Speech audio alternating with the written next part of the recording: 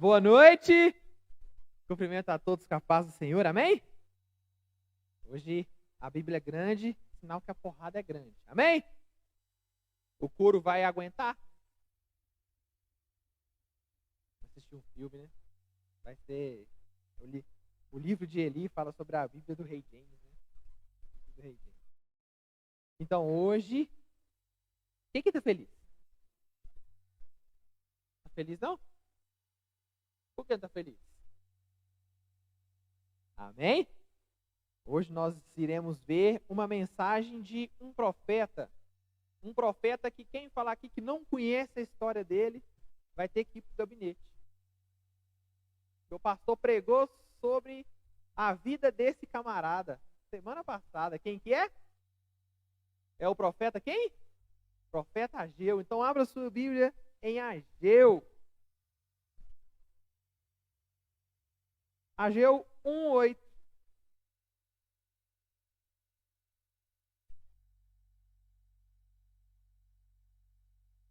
Ageu, o verso de número 1, capítulo de número 1, perdão, o verso de número 8. Ageu, capítulo 1, o verso 8.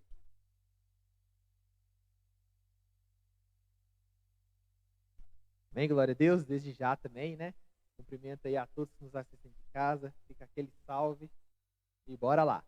Ageu 1:8. Todos acharam? Então vou esperar para todo mundo fazer a leitura junto. Amém? Glória a Deus. Junão, achou, Junão?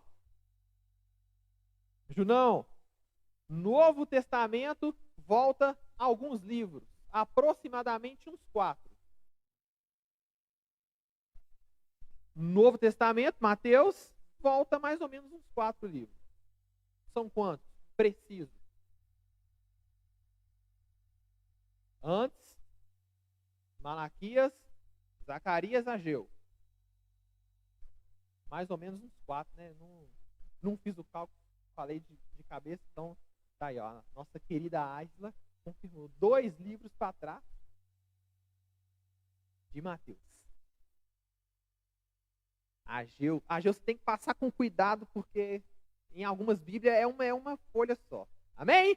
Vamos fazer a leitura do texto. O texto diz assim: portanto, subi, sem demora, ao monte e trazei madeira boa e edificai a casa, para que eu me alegre dela e nela seja glorificado. Amém? Pai, em nome de Jesus, queremos louvar o Senhor, Pai.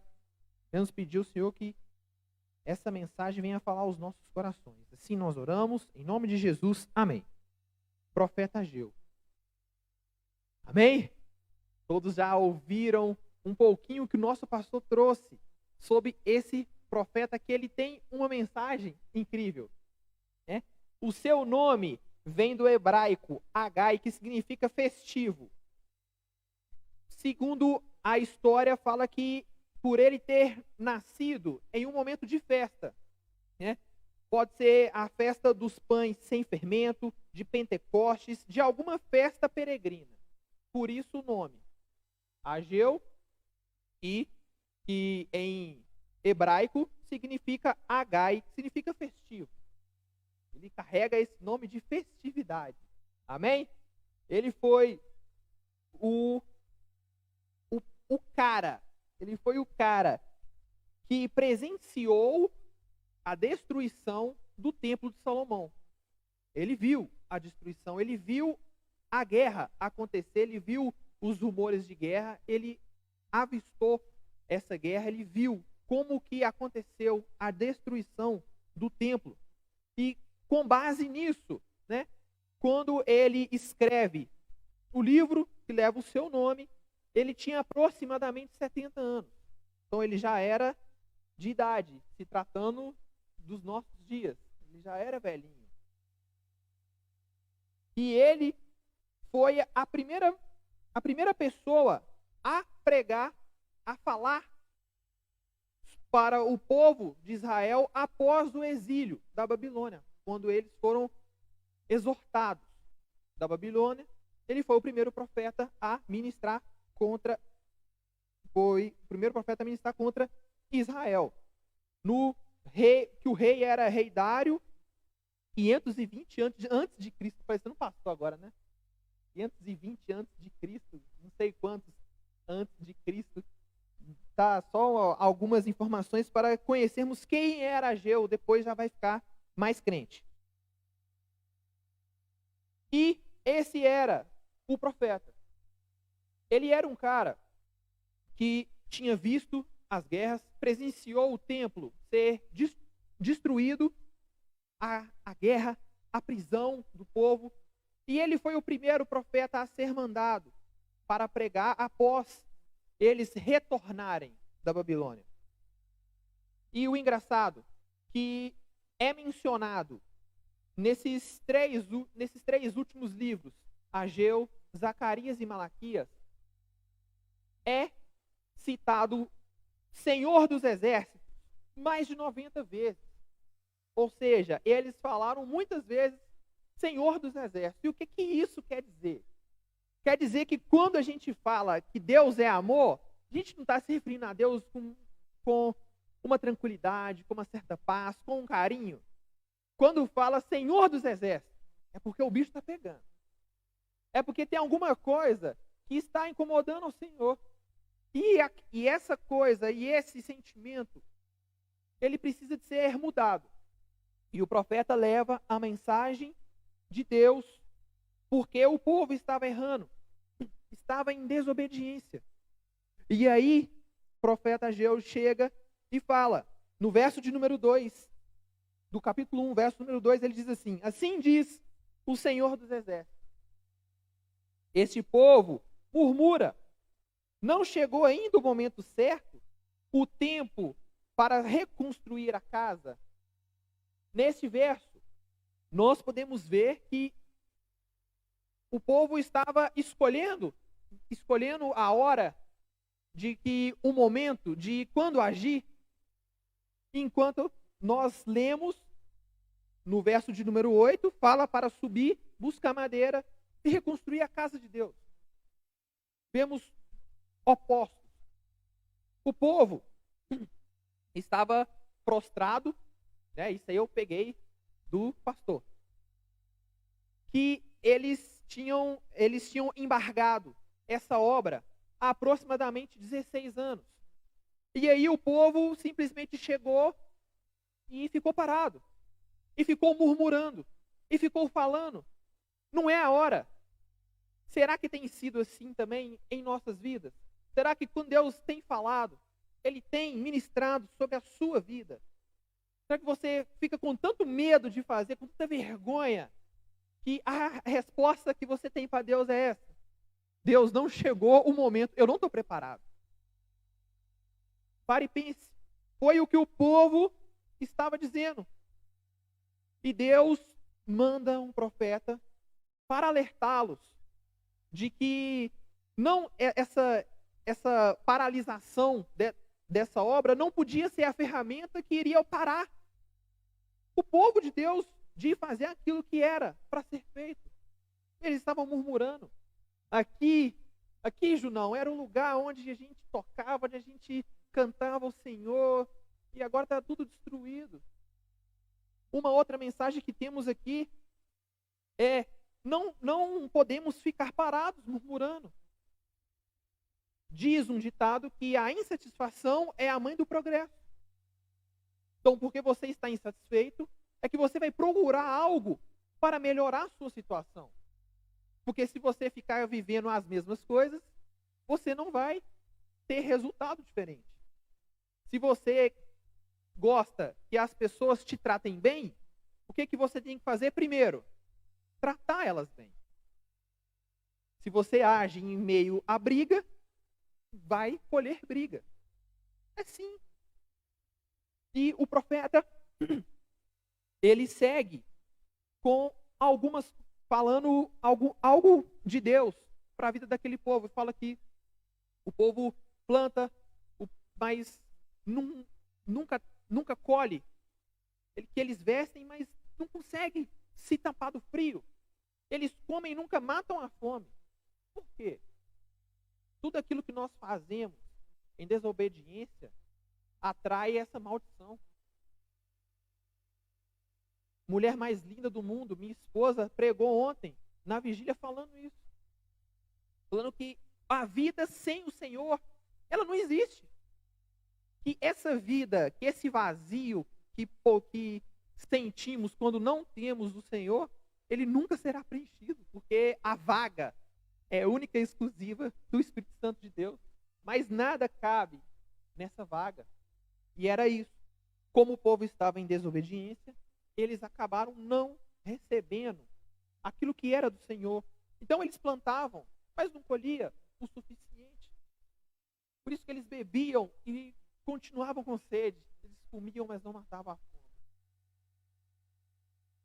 A segunda mensagem que está no verso de número 1, verso de número 7 a 11, fala que quando os judeus voltaram, eles tinham como dever de reconstruir o templo.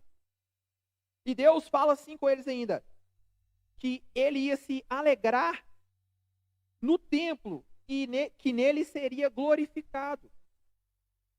Eles estavam desanimados, mas o Senhor os encorajou, porque Deus está em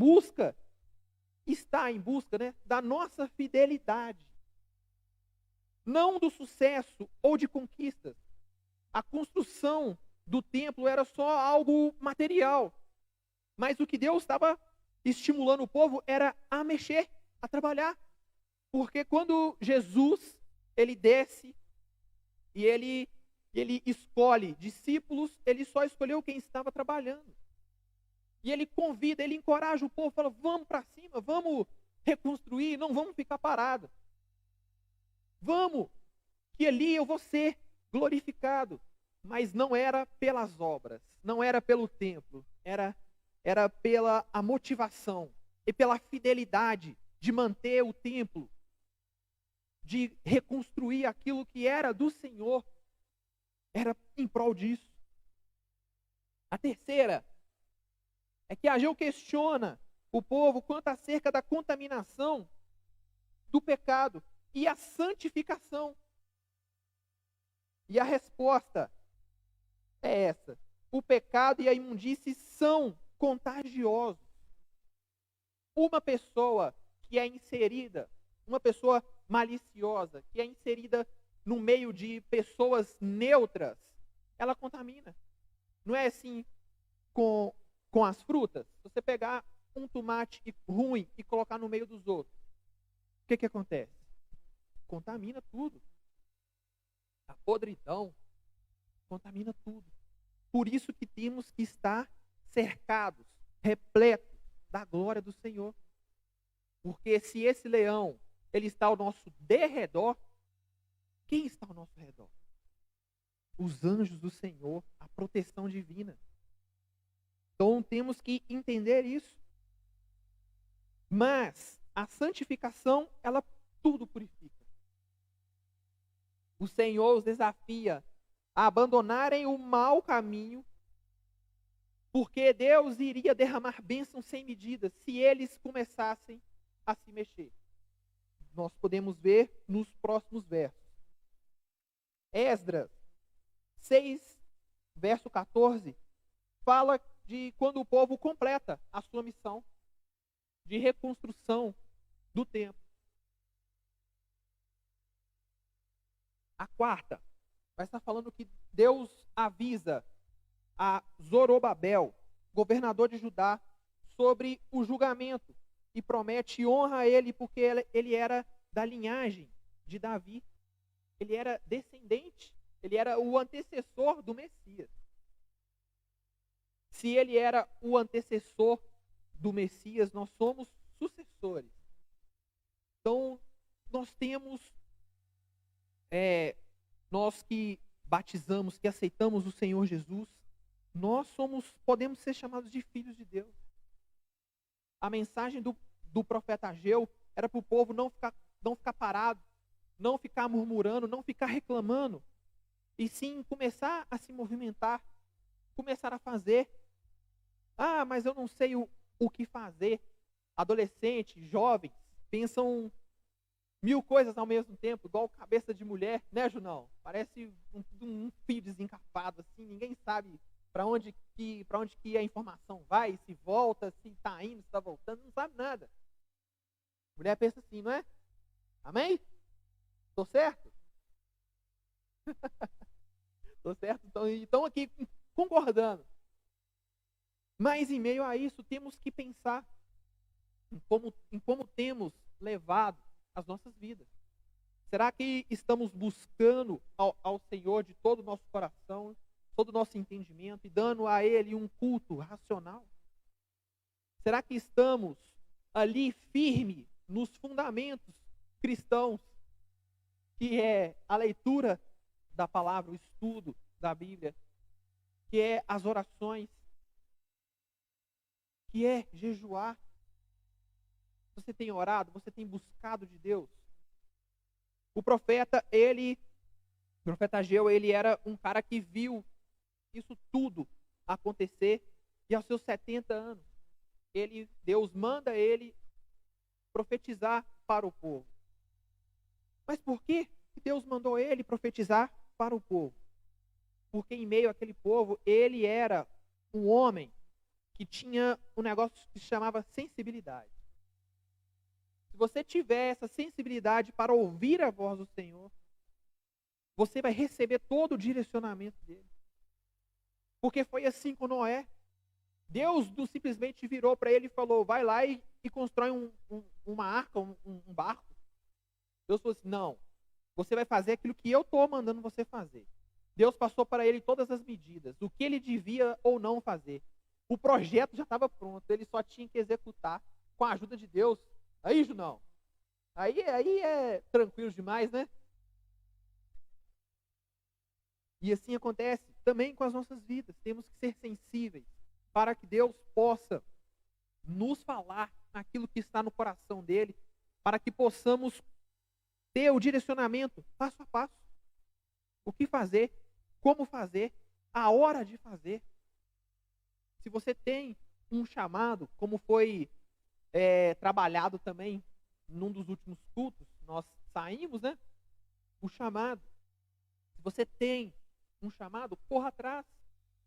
Nosso pastor fala isso muito. Busque hoje o que você pensa para o amanhã, para que você possa trabalhar aquilo que precisa de ser trabalhado, para que quando chegar no dia de amanhã, você possa alcançar aquilo, a sua meta, o seu projeto.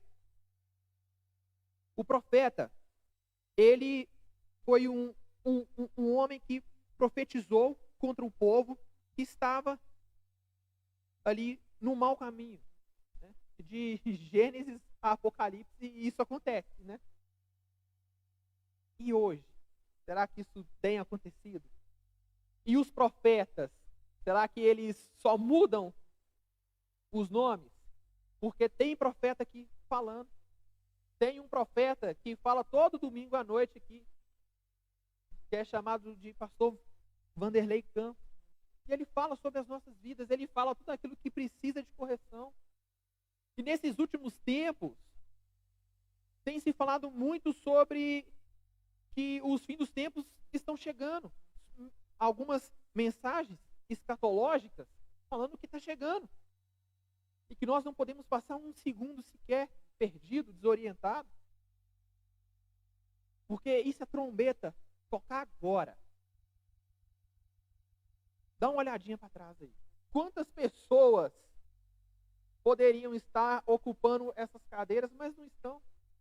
Num culto de jovens como esse, a igreja é vazia. Mas isso por quê? Porque o que está lá fora é mais convidativo. É melhor. É melhor de verdade para as nossas vidas? Claro que não. É uma ilusão. Mas para isso, para entender isso, nós temos que crer naquilo que o profeta está falando e fazer as correções. O profeta fala com o povo e o povo começa a se mexer. Eles recebem aquela mensagem e pensam assim, olha, é verdade, a gente está murmurando mesmo, a gente está fazendo coisas erradas mesmo. O que a gente vai fazer? Vai seguir a orientação do profeta. Amém? Então, bora então, como nós lemos no texto, verso 8. Então vamos subir ao monte, buscar madeira e reconstruir a casa. Hoje Deus fala com você, suba no monte, corte madeira e reconstrua a casa do Senhor. O subir no monte está falando assim, você vai para fora dessas quatro paredes. Mas quando chegar lá, você não vai fazer nada a não ser cortar madeira, evangelizar, pregar o evangelho do Senhor, as boas novas, ensinar, discipular. E fala para você voltar e reconstruir o templo. Naquela época era um templo, né, era uma igreja. Mas Deus fala que ele não ia mais habitar em templos construídos por mãos humanas. E o que não foi construído por mãos humanas? Você, eu, todos nós. Aí é o templo. Quantas pessoas estão lá fora com suas vidas destruídas, com seus templos destruídos? E Deus quer que nós façamos nosso papel como igreja de ir sair lá fora e de pregar para essas pessoas, de trazer essas pessoas, para que aqui elas possam ter o templo reconstruído, ter as suas vidas reconstruídas de volta, ter a alegria, a felicidade genuína que só é encontrada no Senhor. Então você que vai para a sua escola, para seu cursinho, para o seu trabalho, no ônibus, em qualquer lugar, fale do amor de Cristo. A mensagem do profeta é clara. Que quando ele fala, o povo recebe a mensagem, começa a trabalhar, vai, busca madeira e começa a fazer aquilo que era para ser feito, reconstruir o templo. E Deus abençoa eles de tal maneira que eles superabundaram de bênçãos do Senhor, mas depois que eles tomaram a atitude. Então, quando você estiver lá na sua escola, lá no ônibus, se Deus te incomodar para você levar uma palavra, falar alguma palavra, fale. Mas eu não sei o que falar, me trava. Pede o direcionamento do Senhor. Graças a Deus, nessas últimas semanas, eu pude ajudar pessoas. Mas quando eu estava parado, ouvindo o que essas pessoas estavam falando, na mesma hora, eu orava e falava assim, Deus, o que eu posso falar aqui? Eu não sei o que eu faço. Eu estou desesperado, mas a pessoa precisa de ajuda. Então, quando eu for abrir a boca, que seja o Senhor, não seja eu, não. Graças a Deus, vidas têm sido mudadas por causa disso. Pede o direcionamento. Peça aí ao Senhor o direcionamento do Senhor. Peça um coração quebrantado, capaz de mudanças. E lembre que nunca estamos bem. Sempre terá algo a aperfeiçoar, a melhorar. Sempre terá algo sim. É engraçado que eu gosto disso, dessa oportunidade, dessa tentativa. Quem aqui viu hoje, né? Uma benção do Senhor aí tocando violão. Maravilhoso. E ficou bom. Mas por que ela se dispôs a fazer? Tem algumas atrás ali, Laura, ela é escondida ainda. Um dia, né, Deus vai tocar nelas e nós vamos fazer também. Vamos fazer uma linda banda ali. Amém? Nós vamos pegá-las lá depois. Mas é prazeroso isso. Porque você vê o esforço. Você não vê se está certo a nota, o acorde, se está saindo som ou não, azar. Mas a boa vontade. É o querer fazer. E isso é gostoso. Isso motiva. Isso faz a gente querer ir para cima. Querer estar ali auxiliando no que for necessário. Mesmo não conhecendo nada de música, a gente está ali do lado para encher o saco mesmo. Mas está ali. Porque é prazeroso. Então, quando Deus tocar no coração, faça. Eu quero ministrar uma dança. Misericórdia, eu não. Você aí. Ministre a dança. Converse com o pastor. De menos uns camaradas aí, o Junão e o pastor Gui, né, por favor. Vocês não, mas o resto aí, né? Meu amor também. Ministra dança não. Tá? Por favor. Mas é porque não é o chamado dela. O chamado dela é palavra. Ela pregou ontem, ela fez uma exegese de um texto ontem, assim, que fiquei de boca aberta. Ouvi a mesma mensagem em casa 80 vezes, mas aqui Deus falou assim, na tremenda, Deus falou muito assim na vida dela. Então o chamado dela é palavra. Então, né? Dance, cante. Cantar não. Faça alguma coisa. Nosso pastor, ele tem falado muito isso, né? Que ninguém foi chamado para esquentar banco. Todos nós fomos chamados para fazer a obra do Senhor. Temos uma igreja gigantesca. Se pensar em ministério, gente, essas 4 paredes aqui não traz a dimensão do quão grande é a nossa igreja.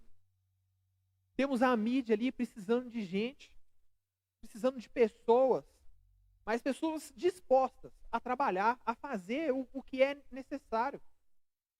Porque da mesma forma que esse profeta, Deus tocou no coração dele e ele levou a mensagem para o povo, essa pregação aqui ela pode ser assistida no mundo inteiro, graças ao pessoal da mídia e de toda a tecnologia. Estão aí, ó, fazendo os cortes, né? Tem que me deixar um pouquinho mais fino, né, gente? Mas trabalhem na edição aí, por favor. Mas isso, temos o louvor, temos o diaconato, temos o ministério de dança, né? E eu não vou citar todos não, que eu já esqueci, né? Só nesses, né? Ministério de evangelismo, tem tudo, oração, tudo. Então faça parte. Deus colocou no seu coração, vá, faça de todo o coração. Se você não sabe, estude, peça ajuda dos mais experientes que você vê que estão nesse cargo. Peça ajuda, que ele vai te orientar. E o povo volta, reconstrói o templo. Deus se alegra, abençoa o povo. E aí a vida seguiu. Para isso, eles precisaram cumprir com o chamado do Senhor, com a ordem do Senhor. Então, por isso que quando fala Senhor dos Exércitos, Guilhermão, é andar com o olho aberto. Senhor dos Exércitos manda falar assim. Vocês estão parados murmurando. Não vamos reclamar. Para finalizar, vamos ter um coração quebrantado. Vamos ter um coração disposto a receber críticas. Que isso é raro hoje. Pessoas que têm o coração disposto a receber crítica. Se é uma pessoa que te ama muito, receba essa crítica, mas receba ela de uma maneira positiva e vê que talvez você está falhando em um ponto que precisa de ser modificado. Receba crítica positivamente. Não vire a cara, não faça bico, porque nós somos cristãos. Nós resolvemos as coisas. Nós não somos um povo que faz bico. Ou eu estou errado? Nós somos um povo que, se eu tenho algo errado com a Aisla, eu vou chegar, Aisla, tem algo errado. Eu não gostei daquilo que você fez. Não gostei. Então você me perdoa. Amém? E assim vai. Eu cheguei cara a cara, eu resolvi, eu confrontei e aquilo morreu na hora. Na hora. Eu ouvi algo que não me agradou. Raíssa do céu, o que você falou? A cara dela, né? O que você falou, Raíssa? Resolve. Que as meninas ali, elas são um pouco mais aceleradas, né? Um pouco mais, eu falo assim, né? não é 220, é 330, 440, 550, é tipo assim, né? Super aceleradas. 1 milhão de volts correndo assim para cima, para baixo, aquela loucura. Então pode ter algum desentendimento, que pode ter mesmo, porque nós somos humanos, nós somos falhos. Mas que quando isso acontecer, temos que resolver na hora. Na hora. Não é deixar ir para casa não, que se você leva essa semente para casa, o tanto de seta que Satanás vai jogar na sua orelha, o tanto que você vai remoer isso. Então resolve na hora. Se você tem alguma pendência, agora é o momento. Agora não, quando acabar o culto. Acabar o culto é o momento. Liga para quem você está de birra, peça desculpa, resolve a situação. Se é o marido, se é a esposa, se é o que for, aí pede desculpa e vida que segue. E vamos fazer isso. Temos que ser retos, temos que entender o nosso papel, para que o profeta de amanhã não venha descer o cajado na gente, porque a gente está errado. Que o profeta venha aqui, trazer bênção. Porque quando o profeta está aqui ministrando, ele está aqui pregando o que a igreja precisa ouvir. Então vamos consertar as nossas vidas, vamos fazer aquilo que o Senhor quer que nós façamos. Nosso pastor fala que pastor gera pastor e que ovelha gera ovelha. Então vamos sair, vamos pregar. Nunca foi tão pesado assim essa crítica que estão fazendo em cima da igreja. Tem sido pesado. Hoje você não pode falar nada sobre o homossexualismo. Nada. Que é um massacre. Então, estamos chegando a um patamar que vamos ser perseguidos. Mas, como diz em Mateus 5, né, das bem-aventuranças, fala que bem-aventurado é aquele que é perseguido. Então, se alegre, fique forte e vamos para cima. Que Deus tem bênção para a sua vida. Amém? Vamos orar ao Senhor.